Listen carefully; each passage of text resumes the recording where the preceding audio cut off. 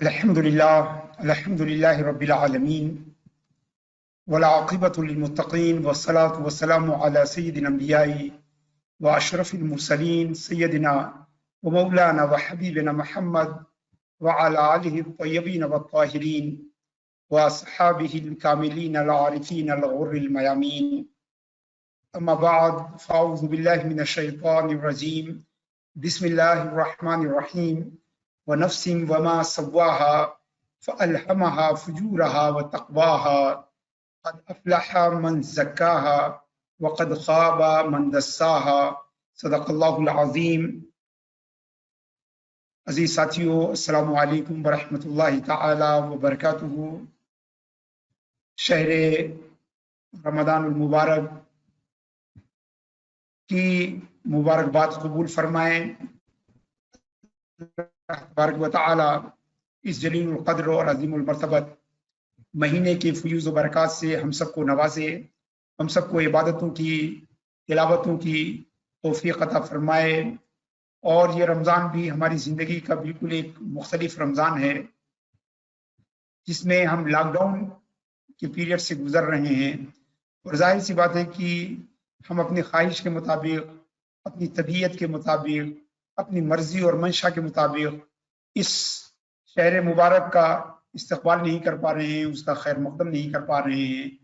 ہم مسجدوں میں جو ہے وہ رونقیں نہیں پیدا کر پا رہے ہیں، ہم اجتماعیت کا اظہار نہیں کر پا رہے ہیں. اور اس طرح یہ رمضان دوسرے بہت سارے رمضانوں سے مختلف ہے. مگر اللہ تبارک و تعالیٰ کی مرضی اور اس کی قضا سے راضی ہونا جو ہے، یہی ایمان کی سب سے بڑی علامت ہے. اور یہی موضوع رضا، اللہ تعالیٰ سے راضی ہونا، اللہ کی رضا، یہی آج کی ہماری گفتگو کا موضوع ہے. تاکہ اس موضوع کی اہمیت کو ہم جانیں اور جو موجودہ صورتحال ہے اس میں کسی زیادہ ریئیکشن کا شکار نہ ہو، بہت زیادہ جو ہے وہ غم و الم کا شکار نہ ہو. یہ اللہ کی مرضی ہے، اللہ تبارک و تعالیٰ کی تقدیر ہے. لہذا ہم جس حال میں اللہ رکھے اس حال میں ہم اس سے راضی رہیں، جس کیفیت میں اللہ رکھے اس کیفیت سے ہم راضی رہیں. اور رضا کا جو ہے وہ بڑا بلند مقام ہے. ہم احوال قلب کی بات کر رہے ہیں، مقامات قلب کی بات کر رہے ہیں، تو رضا جو ہے دل کے مقامات میں سے ایک بڑا مقام ہے اور سلوک اللہ کا ایک بڑا مرتبہ ہے، ایک بڑا درجہ ہے جسے ہم رضا کہتے ہیں. سب سے پہلے آئیے ہم رضا کی ڈیفینیشن کو جانیں، رضا کی تعریف کو جانیں، رضا کو سمجھیں کہ ہے کیا. رضا جو ہے عربی زبان کی ایک بہت ہی مشہور جو ہے ڈیفینیشنز کی بک ہے، جس کا نام ہی ہے التعریفہ. سید شیر جرجانی رحمۃ اللہ تعالیٰ علیہ کئی سو سال پرانے عالم دین ہیں، بڑے عالم ہیں. ان کی کتاب ہے، کتاب کا نام ہے التعریفات. اس کتاب میں انہوں نے رضا کی ڈیفینیشن لکھی ہے. ان کے الفاظ میں الرضا سرور القلب بمر القضاء، یعنی قضا کی کڑواہٹ کو، تقدیر کی کڑواہٹ کو جو ہے خوش دلی کے ساتھ پی جانا جو ہے یہ رضا ہے. یعنی تقدیر پر راضی رہنا، تقدیر کو قبول کرنا، اللہ تبارک و تعالیٰ کے فیصلوں کے سامنے سرنگوں ہو جانا، تقدیر کے فیصلوں کو خندہ پیشانی کے ساتھ قبول کرنا جو ہے یہ رضا ہے. اور رضا جو ہے اس کا بہت بڑا درجہ ہے. قرآن کریم میں اللہ تعالیٰ فرماتا ہے وَرِضْوَانٌ مِّنَ اللَّهِ اکبر، اللہ کی رضا سب سے بڑی چیز ہے. اللہ کی رضا سب سے بڑی چیز ہے، عبادتوں سے بڑی چیز ہے، ریاضتوں سے بڑی چیز ہے، خلوتوں سے بڑی چیز ہے، یہاں تک کہ اللہ کی رضا جنت سے بڑی چیز ہے. جنت سے بھی اس کا جو ہے وہ بلند مقام ہے. ایک مرحلہ ہوتا ہے صبر کا، یعنی ہمیں کوئی بیماری لاحق ہو جائے، ہمیں کوئی پریشانی لاحق ہو جائے، ہمیں کوئی حادثہ پیش آ جائے تو ہمیں کہا جاتا ہے کہ اس پہ صبر کیجیے.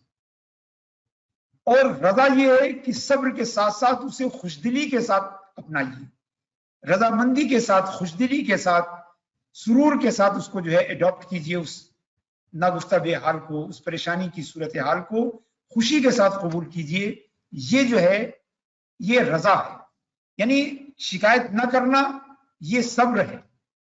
اور اس پہ خوشی محسوس کرنا، یہ رضا ہے، یہ بہت بڑا درجہ ہے، اور دل کی زینت کا، دل کی ڈیکوریشن کا یہ بہت ہی مضبوط اور بڑا جو ہے وہ ذریعہ ہے۔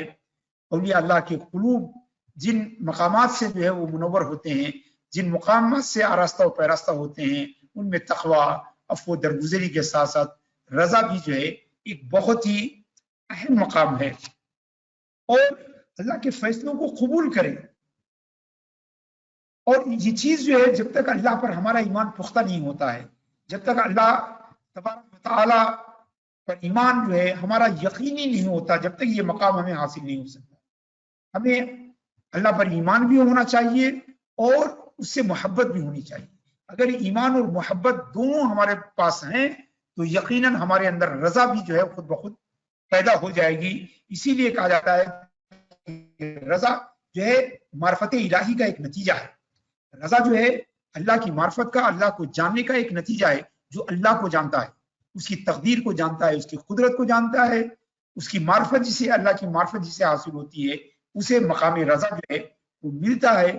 اور یہ محبت الہی کا بھی ثمرہ ہے، یہ الہی کا بھی ثمرہ ہے کہ انسان جس سے محبت کرتا ہے اس کے تمام اعمال و افعال، فیصلوں سے ہی راضی ہوتا ہے۔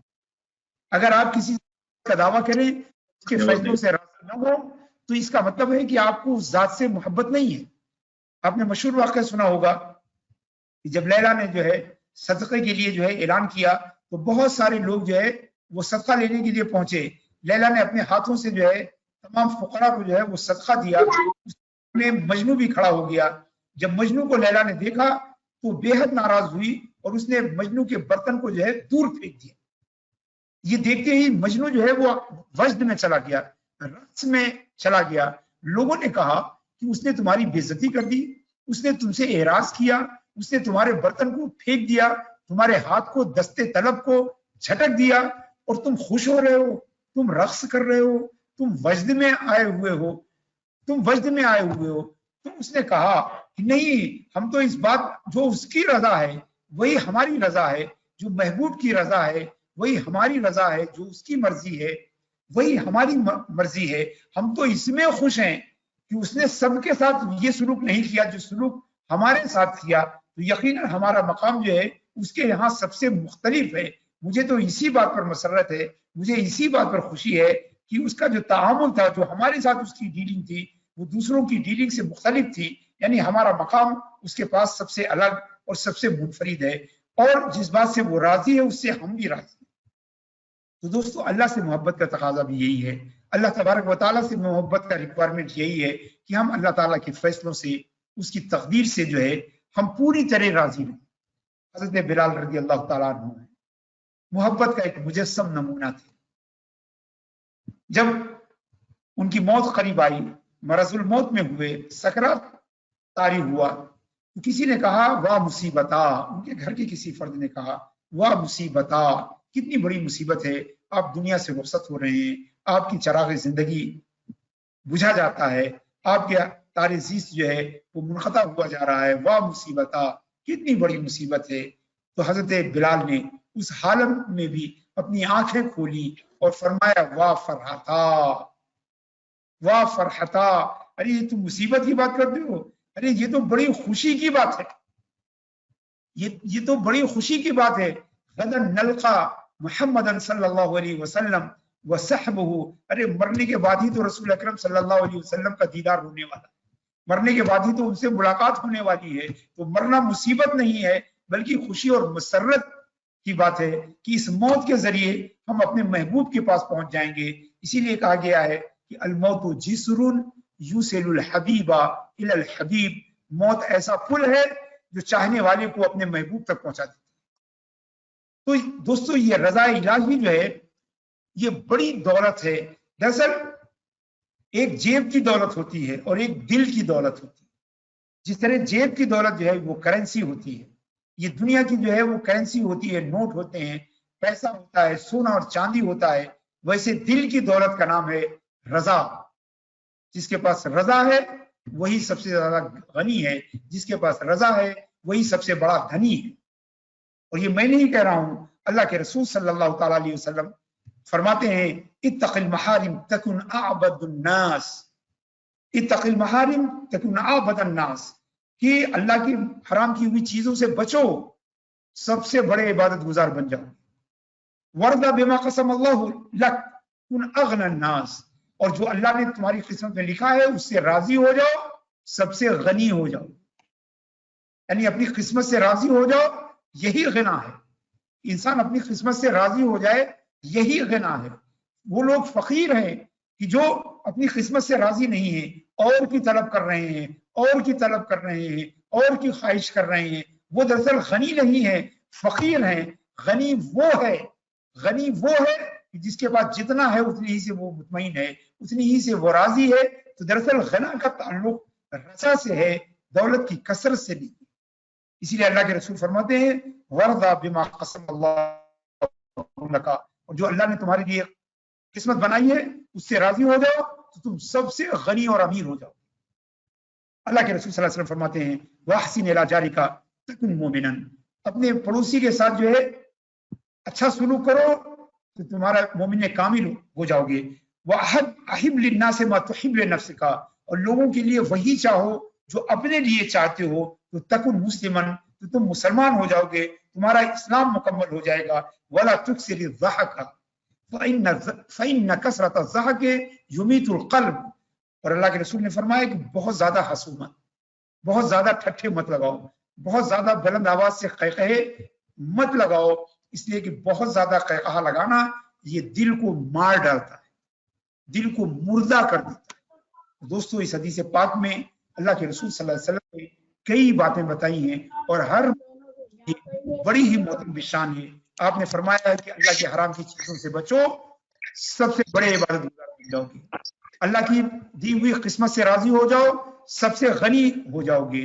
اپنے پڑوسیوں کے ساتھ جو ہے اچھا سلوک کرو، بہتر سلوک کرو، مومن ہو جاؤ گے۔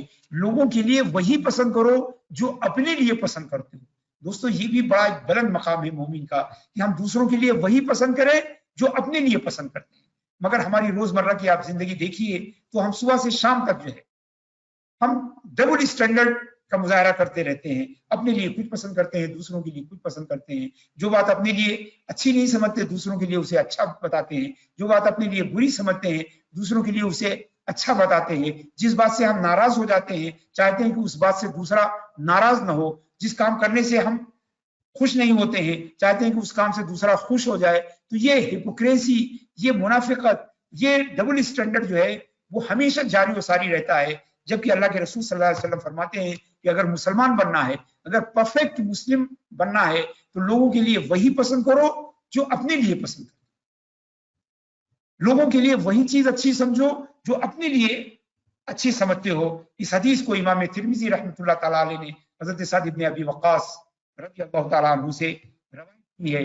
علاوہ ازیں رضا کا مقام یہ ہے کہ اللہ کے رسول صلی اللہ علیہ وسلم فرماتے ہیں کہ من سعادت ابن آدم رضاہ بما قضى اللہ له، ابن آدم کی، انسان کی خوش بختی یہ ہے کہ وہ اپنی قسمت سے، اپنی تقدیر سے راضی ہو جائے، اور اس کی بدقسمتی اور شقاوت یہ ہے کہ وہ اپنی تقدیر سے راضی نہ ہو، اپنی تقدیر سے راضی نہ ہو، یہ اس کی شقاوت کی بات ہے۔ اور حضرات گرامی اسے ہم اپنی سر کی آنکھوں سے دیکھ سکتے ہیں۔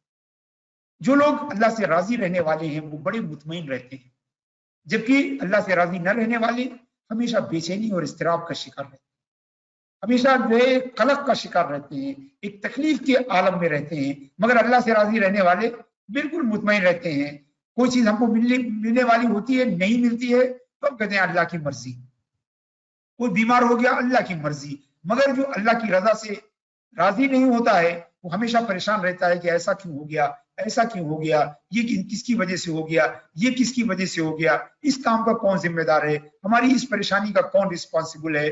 تو وہ ہمیشہ ایک طرح سے قلق، اضطراب، دشواری اور ایک ذہنی جو ہے ٹینشن میں ہمیشہ رہتا ہے۔ مگر اللہ سے راضی رہنے والا جو ہے وہ کبھی بھی ٹینشن میں نہیں رہتا ہے۔ اللہ کے رسول صلی اللہ علیہ وسلم نے فرمایا، حبیب اکرم صلی اللہ علیہ وسلم نے فرمایا کہ من قال اذا اصبح وامسى، جس شخص نے صبح اور شام یہ بات کہی. یہ ضروری نہیں کہ آپ عربی میں کہیں، آپ اردو میں کہیں، یہ بھی ضروری نہیں ہے کہ آپ زبان سے کہیں، بلکہ آپ دل سے کہیں. کیا بات ہے؟ رضینا باللہ ربا وبالاسلام دینا وبمحمد صلی اللہ علیہ وسلم نبیا. اس کو اگر آپ یاد کرنا چاہیں تو یاد بھی کر سکتے ہیں. اور رمضان میں جو ہے اس کو جو ہے عبادت کے طور پر صبح شام پڑھیں، اس لیے کہ اللہ کے رسول فرماتے ہیں کہ من قال اذا اصبح وامسا، جس نے صبح شام اس بات کو دہرایا، اس بات کو کہا، کیا؟ رضینا بالاسلام، رضینا باللہ ربا، رضینا باللہ ربا وبالاسلام دینا وبمحمد صلی اللہ علیہ وسلم نبیا. یہ 3 جملے ہیں، رضینا باللہ ربا وبالاسلام دینا وبمحمد صلی اللہ تعالی علیہ وسلم نبیا. اللہ کے رسول فرماتے ہیں کہ کان حقا علی اللہ ان یرضیہ، تو اللہ کے اوپر اللہ کا حق ہے کہ اپنے ایسے بندے کو راضی کرے. اللہ کا حق ہے کہ وہ اپنے ایسے بندے کو راضی کرے. یعنی جو یہ کہتا ہے کہ میں اللہ سے راضی ہوں، اللہ تبارک و تعالی اس بندے کو راضی کرتا ہے. تو عزیزان گرامی ساتھیو، رمضان مبارک کی یہ پہلی شب ہے. اس پہلی شب میں جو ہے اللہ کی رضا مندی پانے کا جو ہے یہ نسخہ جو ہے اپنے پاس محفوظ کر لیجئے کہ اللہ کے رسول فرماتے ہیں کہ جس نے صبح اور شام یہ کہا کہ رضینا باللہ ربا وبالاسلام دینا وبمحمد صلی اللہ علیہ وسلم نبیا، ایسے شخص کو اللہ تعالیٰ خود راضی کرنے کی کوشش کرے. اور ہم نے یہ پہلے جان لیا ہے کہ اسلام کا قاعدہ ہے کہ الجزاء من جنس العمل، the reward will be always according to your action. جیسا آپ کا ایکشن ہوگا ویسے ہی آپ کی جزا ہوگی. الجزاء من جنس العمل، جیسا آپ کا کام ہوگا ویسے ہی آپ کا دام ہوگا، جیسا آپ کا کام ہوگا ویسے ہی آپ کا انعام ہوگا. تو جو کام ہوگا ویسے ہی انعام ہوگا.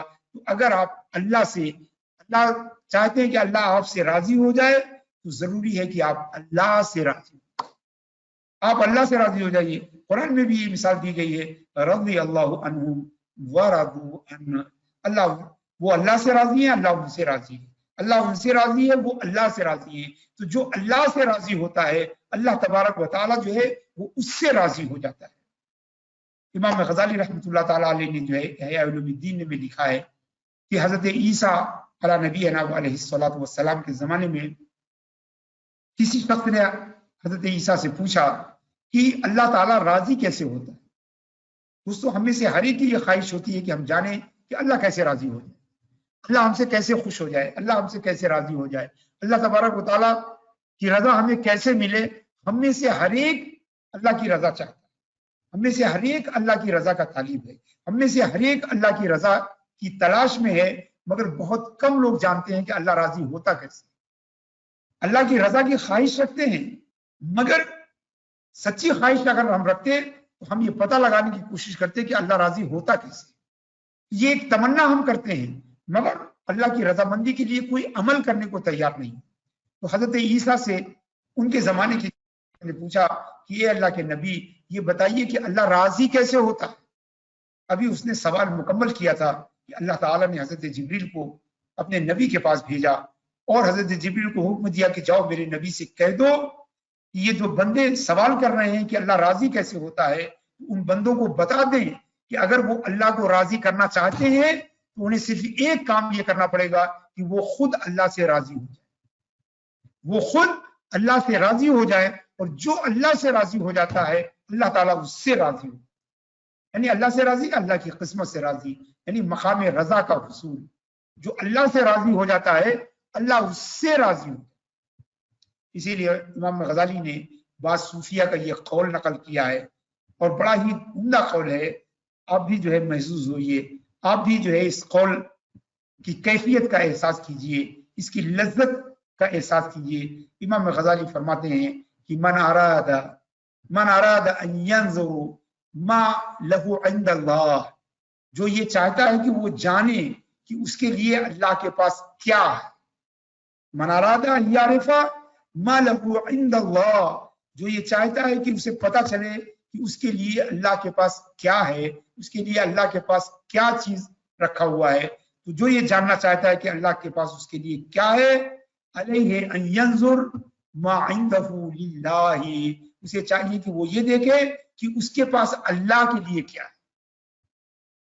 یعنی جو یہ جاننا چاہتا ہے کہ اللہ کے پاس اس کے لیے کیا ہے، اسے یہ دیکھنا چاہیے کہ اس کے پاس اللہ کے لیے کیا ہے.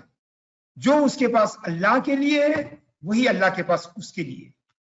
اگر وہ اللہ اس کے پاس اللہ کے لیے محبت ہے تو اللہ کے پاس بھی اس کے لیے محبت ہے. اگر اس کے پاس اللہ کے لیے رضا ہے تو اللہ کے پاس بھی اس کے لیے رضا ہے. تو جو اللہ کی رضا چاہتا ہے اس کے لیے ضروری ہے کہ وہ خود اللہ تبارک و تعالیٰ سے راضی ہو. حضرات گرامی، آج پہلی رمضان ہے، ابھی ہم لوگ تراویح سے فارغ ہوئے ہیں. امید ہے کہ آپ حضرات بھی تراویح کا اپنے اپنے گھروں میں اہتمام کر رہے ہوں گے.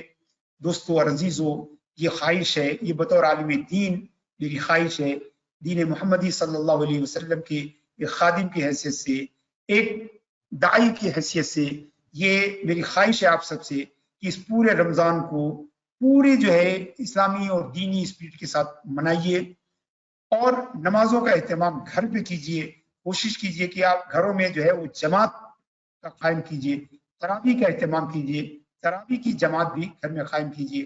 لیکن خدا کے لیے گھر سے باہر نکل کر جماعت بنانے کی کوشش نہ کریں، اور خاص کر کے کسی جگہ بھی اکٹھا نہ ہو جہاں بڑی تعداد میں لوگ، محلے کے لوگ اکٹھا ہوں یا آس پاس کے لوگ اکٹھا ہوں. اس سے بچیے.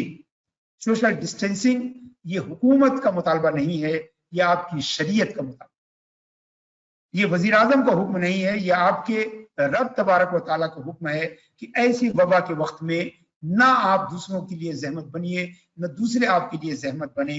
اتنی سخت بلا ہے، اتنی بڑی بلا ہے کہ نماز اور جمعہ اور جماعت کے چھوڑنے کے جتنے آزار اور ایکسکیوزز فقہ کی کتابوں میں ہیں، ان سب سے بڑا عذر اور سب سے بڑا ایکسکیوز ہے. لہٰذا گھر میں رہیے، مگر کوشش کیجیے کہ جماعتیں بنائیں، جماعتوں کے ساتھ پڑھیں. اپنے گھر کے تمام بچوں اور نوجوانوں کو لے کر آپ جماعت بنائیں. تراویح بھی جماعت کے ساتھ پڑھیں، قرآن پاک کی تلاوت کا اہتمام کریں. اور خیال رکھیے، خوب خیال رکھیے کہ افطار پارٹیوں سے بچنے کی کوشش کیجیے. نہ افطار پارٹیوں پہ آپ کا انعقاد کیجیے، نہ افطار پارٹیوں میں آپ شرکت کیجیے. جو بھی سوشل ڈسٹینسنگ کے لیے جو بھی ضروری ہے وہ سب کیجیے.